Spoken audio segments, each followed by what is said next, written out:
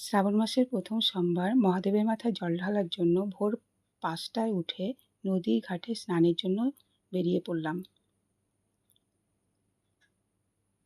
আমরা নদীর ঘাটে এসে পৌঁছে গেছি। এই হলো সেই নদী। আমরা এবার স্নানটা সেরে নেব। এখানে একজন মহিলা বালতিতে জল তুলে তুলে মাথায় ঢেলে ঢেলে স্নান করছে। এটা একদমই ঠিক নয়।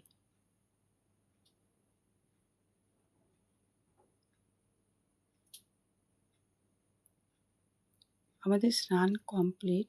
এবার আমরা এখানেই একটা মন্দির আছে মহাদেবের, সেখানে আমরা যাচ্ছি মহাদেবের মাথায় জল ঢালার জন্য।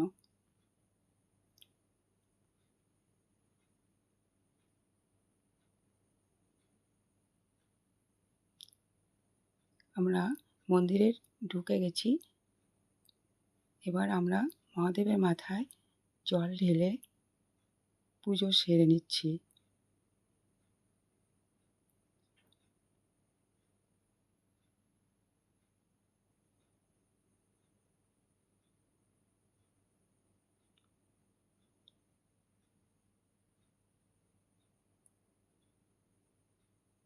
এবার আমরা আমাদের বাড়িতে গিয়ে পুজোর সামগ্রী নিয়ে বাড়ির কাছাকাছি একটা মন্দির আছে, সেই মন্দিরে চলে এলাম পুজো করতে। এই মন্দিরটা আমাদের বাড়ির থেকে খুব একটা দূরে নয়। এখানে বাংলায় হনুমান চালিসা লেখা আছে দেখছি।